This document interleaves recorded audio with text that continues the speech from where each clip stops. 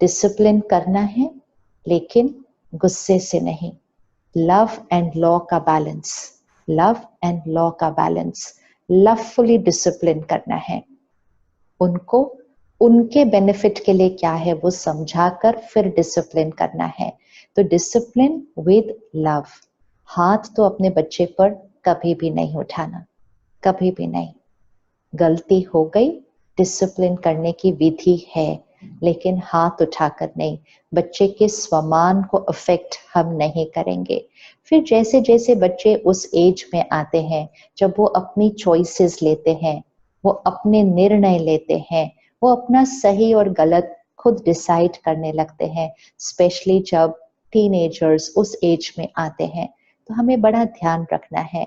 Present situations में तो और भी ज्यादा ध्यान रखना है कि बच्चा अपने पेरेंट को हर चीज आकर बताए।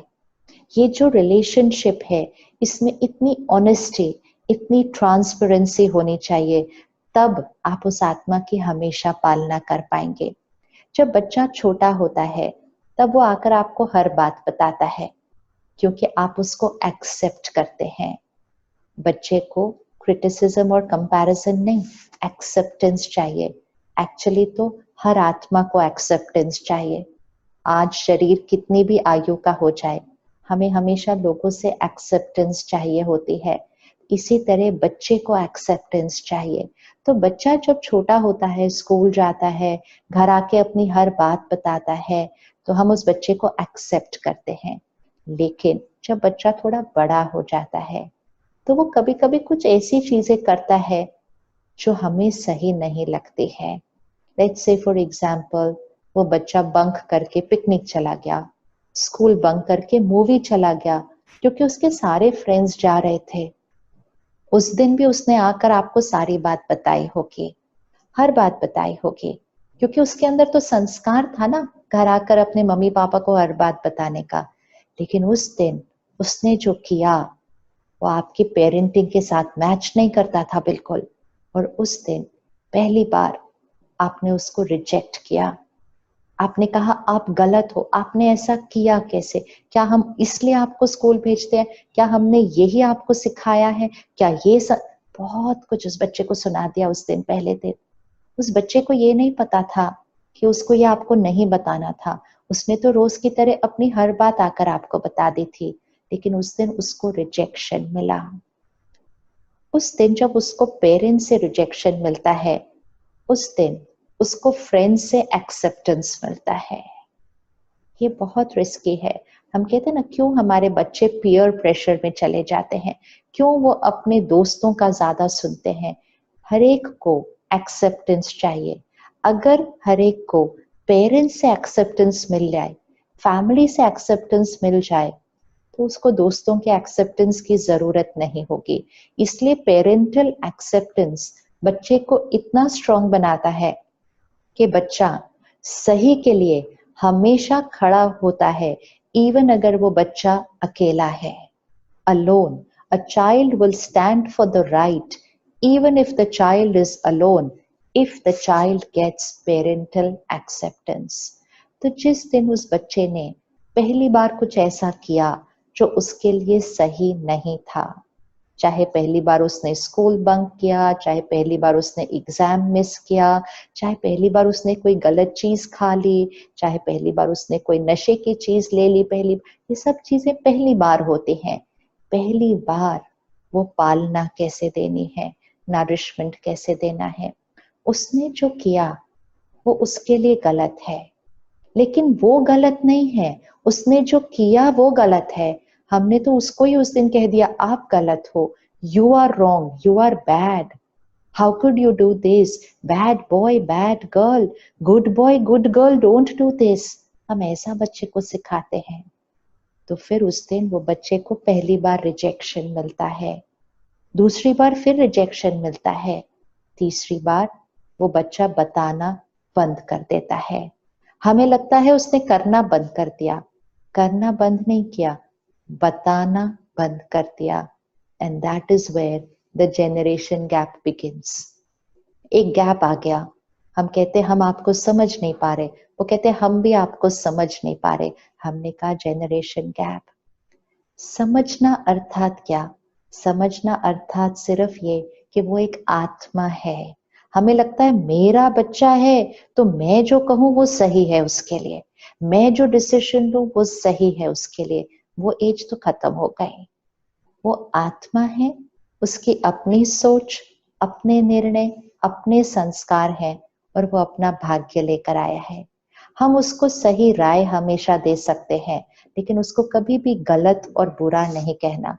उसने जो किया वो गलत है, विच मीन्स आप बहुत अच्छे हो, I accept you as you are, but what you have done is not right.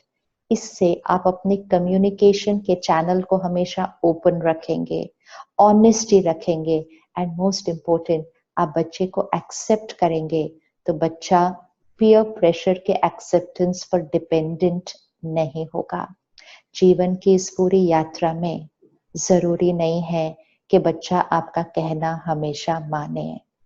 आज वो 15 साल का होगा, फिर वो 20 साल का होगा, 30 साल का होगा, उसने अपने लाइफ में बहुत सारे डिसीजंस लेने हैं। जरूरी नहीं है कि वो आपकी बात हमेशा माने। अब उसके अपने कर्म, उसके अपने संस्कार एक्टिवेट हो चुके हैं। कई बार आपको दिखेगा कि वो जो कर रहा है वो सही नहीं है, लेकिन वो आत्मा आपका कहना नहीं मानेगी कई बार, क्योंकि वो अपने संस्कार और कर्म और अपने भाग्य के परवश चल रही है। कभी कभी बच्चे जब यहाँ से नहीं मानते हैं तो उनको यहाँ से वाइब्रेशन भेजिए। हर बात यहाँ से करके नहीं होती है। इसीलिए पेरेंट्स अगर डेली स्पिरिचुअल स्टडी करते हैं, मेडिटेशन करते हैं, तो आप ये विधि सीख जाएंगे कि कैसे आप अपने मेडिटेशन में, आप साइलेंस में, अपने मॉर्निंग में अपने बच्चों को वो सारे मैसेजेस भेजिए, वो बातें भेजिए, परमात्मा की शक्ति लेकर वो सही कर्म करने की शक्ति भेजिए from the power of the mind. सब बातें यहाँ से नहीं की जा सकती हैं, तो हम कंट्रोल नहीं कर सकेंगे बच्चे के भाग्य को।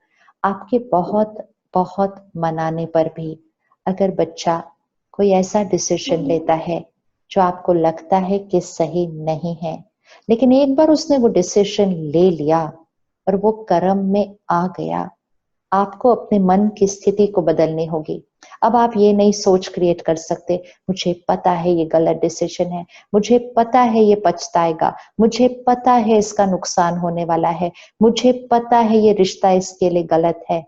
These are very very strong statements, very very strong statements. ये वाइब्रेशन उस बच्चे को जा रही है, ये वाइब्रेशन वो बच्चा अब्सॉर्ब कर रहा है, उसने डिसीजन ले लिया है।